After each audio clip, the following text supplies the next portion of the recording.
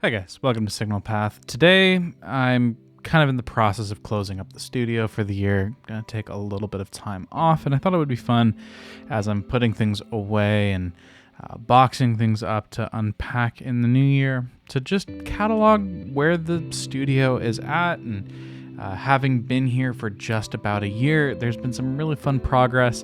If you're out of the loop or you've never seen this channel, I moved into this house about a year ago, and it has been an entire process of just kind of ripping things out, and I'll kind of throw up a picture of what we started with, and you'll see where we're at now, but the baseboards are still up. There's things that are still certainly moving targets and making this space kind of, I think, the most optimal home studio that I'm capable of, certainly.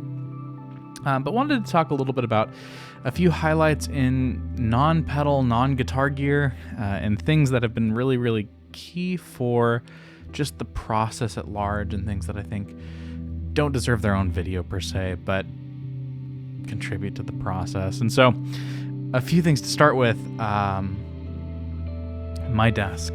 So if you've seen this desk in the background, I'm sure it looks a little bit familiar, and what's very funny about this, there's probably something about it you've seen before, but not quite.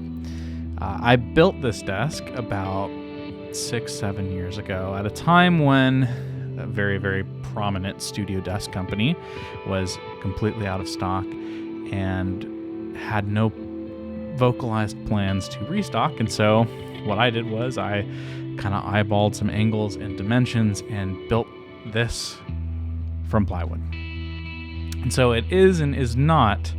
I think this is the desk version of a DIY clone, except with instead of soldering, it's doweling and wood glue and finishing. I think it's very, very funny in hindsight. But it served me really well. I've had it for about 6-7 years now. Had to fit it through a window to get it into this room, because it is one solid glued piece of wood at this point. But it's a great desk. On the desk, there's a few things that I think are worth calling out. People ask me, how do you like your KRK rockets?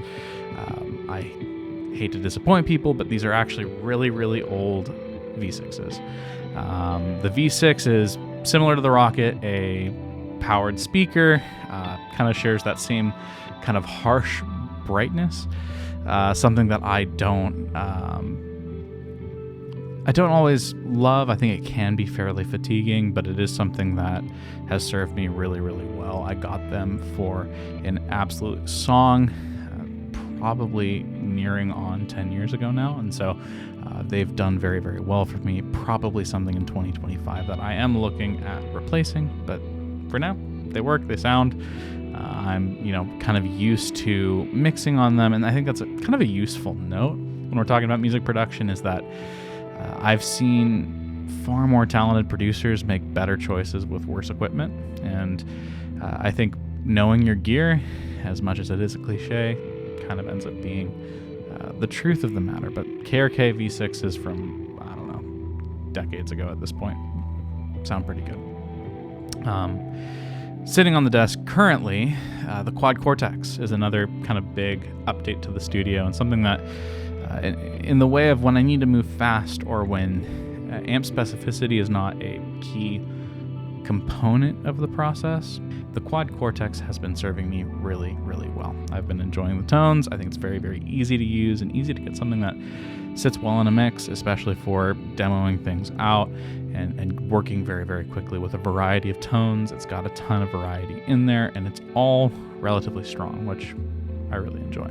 The Panther preamps from Lauren Audio, I think I've mentioned this quite a bit lately, but that has really been a huge level up to the kind of overall system. I use the Universal Audio X8, and with that, the preamps work, but they don't have a sound. They're very, very blank. I don't particularly connect with in the box after the fact preamp emulations. I'd rather condition things on the front end, get a great sound on the way in, and then adjust however I need to afterwards.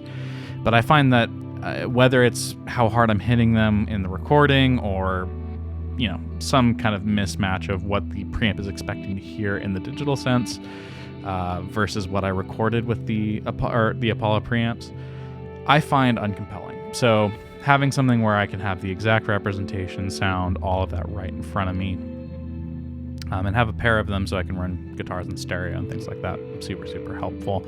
Huge upgrade to the overall process. A couple of honorable mentions from the desk. The Franklin Audio RA100 is my sole reamping solution, variable impedance, input output gain, active DI, super useful, really great killer sounding kind of approach, and something that I have wired into the patch bay currently. It sits right there next to my computer on the back of the desk and just kind of is ready to go whenever I need it. And so reamping is very easy with that. Franklin Audio makes, I think, some of the best looking and easiest to use sort of studio amenities out there. So really love their equipment. Other than that, moving around, the closet space has kind of been converted into more studio floor, but it's where I store a lot of things. So the Husky is still, if you saw kind of my video from a few months back, still kind of where my guitar pedals live. Top drawer is things that are sentimental and things that I often just kind of constantly hot swap between for things on my main board or my secondary board, and just, generally kind of things that have like kind of a consistent form factor, the Chase Bliss stuff, the Red Panda stuff, things like that. But lots and lots of pedal storage, and really everybody needs a trunk drawer. So the bottom couple drawers are just where I can shove stuff and until I have the energy to organize, and that's where it all lives. In terms of amps, there are a few amps. None of them are getting an incredible amount of use. In a bedroom studio setting, it is very difficult to crank an amp to where it sounds as good as the Quad Cortex does, frankly. But I do have a couple of heads that I really love, and my trusty top hat. I've got the Sovtek MiG 50. I've had that for years. It's a really fun, just kind of big, high wattage monster of kind of a clean platform, but also, driven is a ton of fun as well. The Top Hat King Royale is one of my kind of favorite amps. I've had that for probably approaching 10 years as well. Was made back when they were in Southern California, and really just an incredible AC style amp, but with more than that. It does some very kind of American feeling tones as well, and it just feels like bigger and thicker than most AC30s and those style circuits tend to. The Silvertone Twin 12, because I always need some kind of repair project. That needs quite a bit of work, but I'm enjoying it. It does make sound, but it does need kind of some assistance at the moment.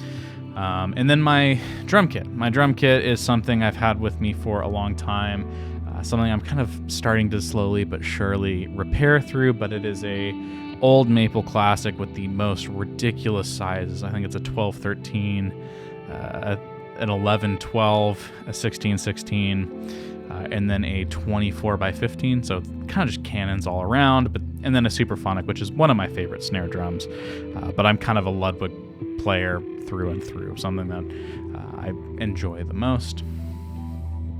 Pedal steel has kind of been, I guess, a semi-recent addition. I've had it for a little bit over a year, but it feels like I've really got to kind of dive in this year and build the skill set with it, because it is definitely a learning curve, but also kind of learn what it means to make great sounding stuff, and something I'm really enjoying. I think if it's something you are intrigued by, I wholeheartedly encourage you to pick up at least a lap steel and just kind of learn the moves and the feel for that kind of thing, because I think it has made me a better guitarist in kind of an interesting way, just the way that I hear things and feel things on standard 6-string. Definitely kind of a cool process, so really enjoy that. And really with the rest of the guitars, that's something I think for this next year I want to evaluate and kind of reshuffle how I think through the guitar collection and what I'm using day to day. But there are some really cool instruments. This Martin acoustic, the DCP A5K. This is my first guitar. This is actually something that I've played this for years. It was kind of a partial gift from my grandfather. kind of laminate all around, but in a way that resonates really nicely. And this thing's kind of been beaten up and thrown around, and it still sounds and feels great. But when I'm feeling acoustic, this is what I pick up. I've got a 90s American Strat. This thing needs work on a few angles. It definitely needs a setup. Action's a little bit high, and intonation's maybe a tiny bit out. And there's kind of a couple quirks from when I picked this up. But it has kind of the Seymour Duncan kind of 59 sort of mini humbuckers.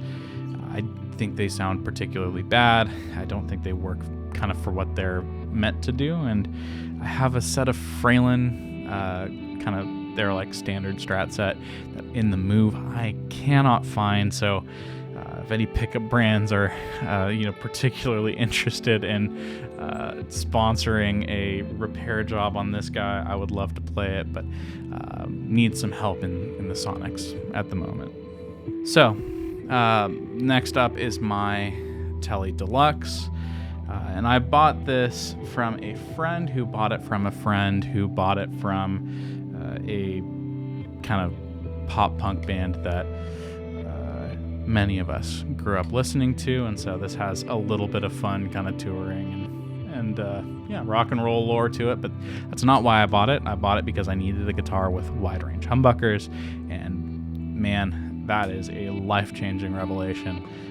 I think they've kind of quickly become my favorite pickups, and this is Mexican Tele, but it sounds absolutely phenomenal. Next up, we've got the Balaguer Ambient Espada Select. I've sung the praises of this guitar quite a bit. You've heard it on quite a few demos at this point, but I'm just really impressed with this guitar and the Balaguer lineup at large. I think they punch far above their weight in terms of price point, but I also think that they have just an incredible kind of sonic versatility. It's something that gets really big and heavy and drivey. At the same time, they are not pot committed when it comes to heavy, and the pickups sound really, really beautiful, clean. The coil tap is excellent. Something that I'm thoroughly impressed with. So really worth checking out, especially if you're kind of an ambient player looking for a great semi-hollow humbucker guitar. My Sir Alti Pro, which is kind of, I think, the guitar that's been shown most on the channel at this point. But this guitar is kind of my ride or die. Something that was given to me a number of years ago, and genuinely one of the most beautiful guitars I've ever played, one of the best feeling guitars I've ever played. For a standard Tele neck shape, it is one of the fastest and most comfortable necks that I've ever played on really any guitar. So definitely worth checking out if you're into Tele shapes. I think Sir makes an incredible one, and really, really proud to play this guitar. Everybody, in my opinion, everybody needs a Squire or Mexican P bass. Doesn't matter if you play guitar or bass or whatever you're doing. The biggest value in instruments, in my opinion, comes from Fender and Squire basses, and I think the P bass is like the most versatile bass sound. It's something I've done absolutely nothing to this besides change the strings on it, and it is totally stock. It is not particularly expensive. I think I had spent $300 on this when I bought it. And it plays great. It's never had an issue with intonation. It just holds it down. Like, it's not going to be the greatest bass tone you've ever found, but it is a great bass tone. It is something that I think, again, in a different kind of bracket, punches far above its weight. And so if you are just wanting, like, I think everyone just needs the ability to, like, hold bass down if they ever got the call. And honestly, inexpensive basses rock. They're really awesome. So this is the bass in the studio currently. This Gibson Melody Maker is my first electric. Two P90s, a little bit shorter scale. My favorite model of Gibson by far. I think it feels and sounds great. Kind of has the SG feel, but a little bit warmer and brighter, and like clearer, I guess, than the SG with humbuckers. And so don't play it too much, because lower end Gibsons really suffer on intonation. So that's kind of worth noting. But for kind of budget American-made guitars, aside from the finish not really holding up that well over time, really, really incredible and incredible value. My American Telecaster is another favorite guitar. I mean, I guess they're all favorites. They feel like close friends, but this Telecaster was also gifted to me. It's one of the best sounding guitars I've ever played. I think genuinely, if you had to ask, I think Telecasters are the greatest guitar ever made. I think they're a guitar everybody needs to own. This is a 90s American Telecaster, something that plays and just feels absolutely amazing. It's got kind of that nice polished but not like sticky kind of neck finish. It plays really, really smoothly. It's a very, very kind of nice profile. So definitely something I've been playing a lot lately and just really enjoying the versatility of. But yeah. Then we've got the Galanti Grand Prix. When I was kind of getting into electric guitar, Mute Math, one of my favorite bands, and during the Odd Soul era, Todd Gummerman was playing one of these with the 3 pickup configuration. This is just the 2. And, you know, like we all do with kind of the people we look up to, we emulate. And I think we'll probably do a video soon on the channel about why everyone needs sort of a junky vintage guitar, because this was a steal. It has a couple of the coolest sounds I've ever heard in a guitar. I think it like has some really, really unique stuff, but it is just weird. The neck pickup is the darkest pickup I've ever heard. The bridge pickup's the brightest pickup I've ever heard, and somehow it averages out to something that is really, really cool when they're blended. But yeah, funky vintage offset, can't go wrong. Finally, my Jennings Navigator. And this guitar is one of the smoothest and prettiest and best built guitars I've ever played.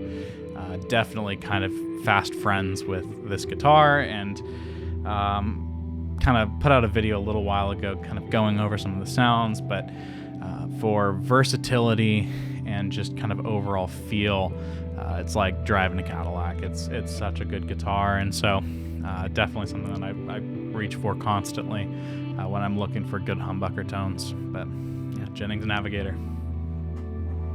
But those are the stringed instruments and the drums. Additionally, I've got kind of next to me a couple of keyboard pieces.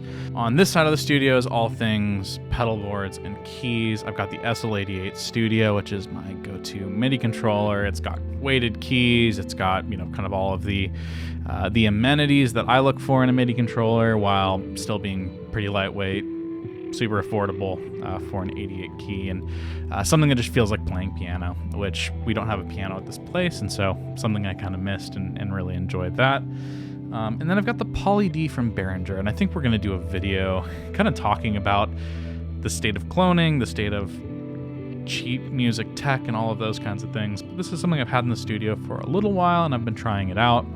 A couple things that I can say is I probably wouldn't have bought it if I hadn't sort of traded up to it, but also it sounds really killer, and I think it'll be an interesting conversation to have, just on the topic of some of those kinds of synth players and all of those sorts of things, because I think it's an interesting conversation. I have concerns and I have some wins to share.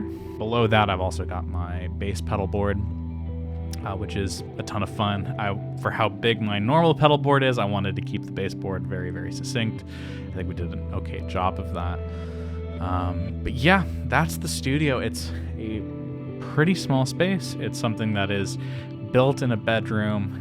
I've built some makeshift panels and put up some lighting, and really have just kind of, you know, had fun sharing a little bit about the journey. This is something I think I've learned more in the last year, putting this together and refining it and really trying to build it into something that feels useful and fun and inspiring. But it's definitely a work in progress. That's the studio. If you've wondered kind of what the things that are sort of off camera and off to the side look like, it's not much. This is really, really it. But let me know if you have any questions. This has been an absolute blast, and it's been a really interesting journey. Getting this far, getting the very beginnings of treatment up, and if you're building kind of a home studio of your own, I'm so curious to hear how that process has been for you. What are you working on? Are you working on treatment? Are you working on, recording chain? What are the things that you're looking to improve in the new year? But yeah, thanks for watching.